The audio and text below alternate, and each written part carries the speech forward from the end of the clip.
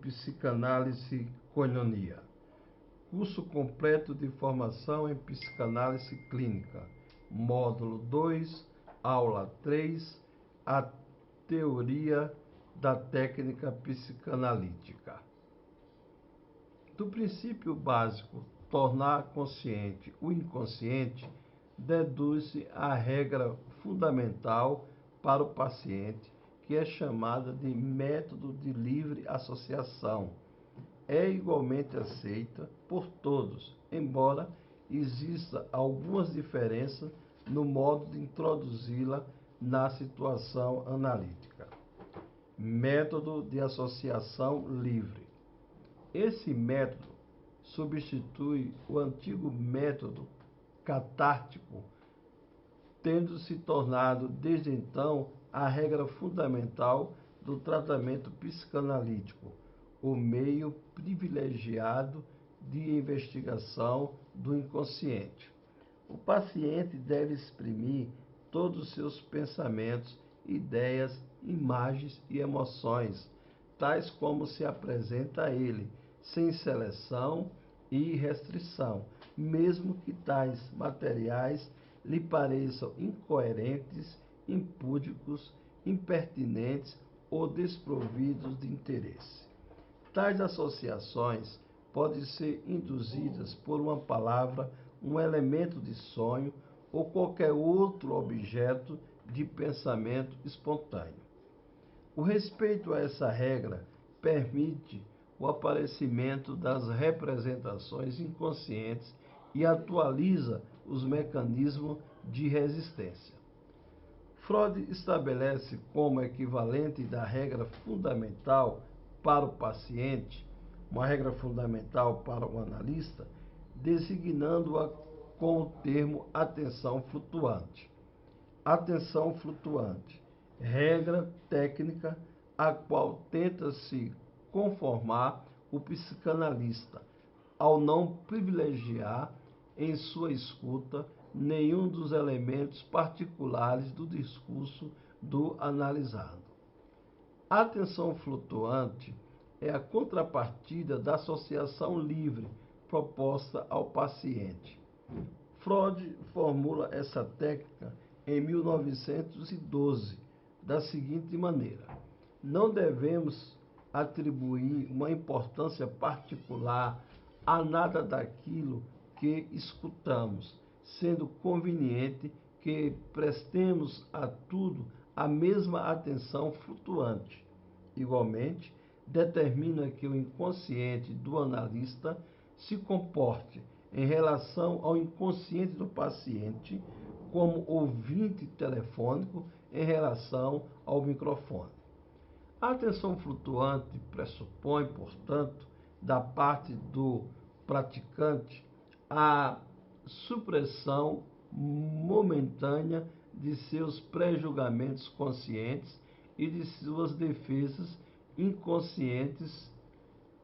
Freud assinala que o analista chega com sua compreensão, que nasce da atenção flutuante, só até onde lhe permitem-se os próprios complexos e resistências, e acentua a importância da contratransferência e, portanto, a da análise prévia do próprio analista.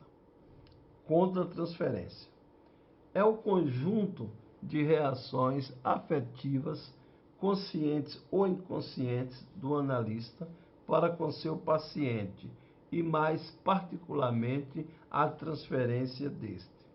Toda técnica analítica posterior baseia-se nesse aspecto, nesses mesmos conceitos. Mas a respeito desses conceitos, deve-se mencionar alguns progressos.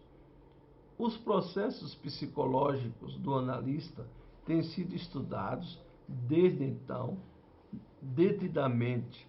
Enquanto Freud designa como meta o conhecer e dominar a contratransferência, na atualidade, muitos analistas acrescentam a tarefa de utilizar a contratransferência para a compreensão dos processos psicológicos do paciente. pelos quais aquela, em parte, é originada. A importância fundamental de tal atitude objetiva continua sendo valorizada por todos. Podemos ilustrar esse desenvolvimento com outro exemplo.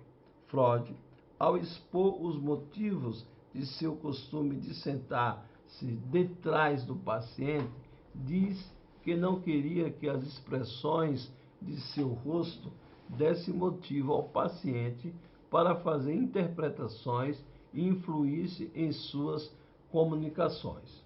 Hoje, muitos de nós acrescentaríamos que essas expressões do analista refletem, em geral, a resposta de um objeto interno do paciente ao seu próprio material e, em última instância, reflete a resposta de uma parte do ego do paciente colocada para fora, isso é, desassociada e projetada no analista. É importante que o analista perceba suas expressões faciais, que as compreenda como resposta contratransferencial à transferência e que, depois de descontar dela o fator pessoal, reintegre no paciente mediante a interpretação essa parte de sua personalidade posta em um objeto interno e externo, o analista. O processo analítico da transformação depende de quantidade e qualidade de eros que o analista pode mobilizar por seu paciente. É uma forma específica de eros, é o eros que se chama compreensão, sendo, além disso, uma forma específica de compreensão. É, antes de tudo, a compreensão do rejeitado, do temido e odiado no ser humano, e isso graças a uma maior força de luta, uma maior agressão contra tudo o que encobre a verdade, contra a ilusão e a negação, em uma palavra, contra o temor e ódio do homem para consigo mesmo e suas consequências patológicas. Mas valem também para o analista as palavras daquele homem, São Paulo, que diz: ainda que eu fale todas as línguas dos homens e a linguagem dos anjos, porém sem amor, será como o metal que soa, o sino que toca.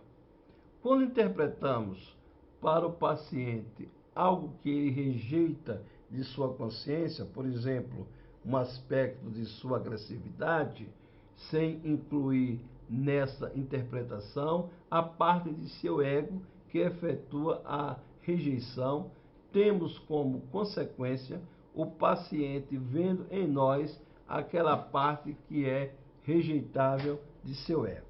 Desse modo, corremos o perigo de desassociar mais o paciente em vez de integrá-lo. Interpretamos daquela forma parcial quando nos identificamos simultaneamente com o paciente. Mas o ego é, em suas defesas, embora de modo equivocado, justamente o defensor da vida, do amor pelo objeto ou pelo próprio ego. A compreensão da parte afetiva provém do afeto, é vivenciada como afeto e mobiliza afeto. A ausência desse aspecto na interpretação é sentida, com razão, como falta de afeto e tem frequentemente a consequência negativa. Terminando, diremos que só se pode esperar do paciente que aceite vivenciar novamente a infância se o analista estiver disposto a aceitar plenamente a sua nova paternidade e admitir plenamente o afeto pelos seus novos filhos e a lutar por uma nova infância melhor, mobilizando todas as suas forças psíquicas disponíveis.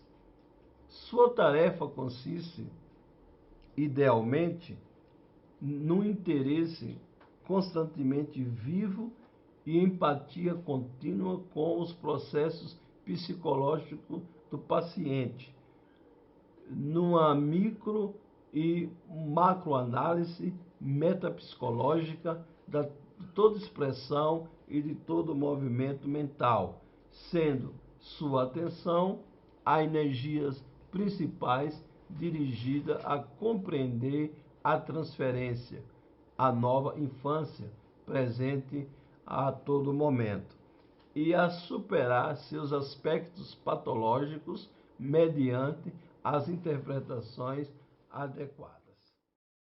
Olá, chegamos ao final da nossa aula.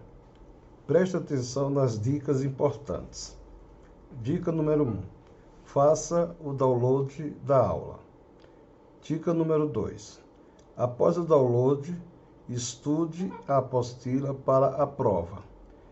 Dica número 3.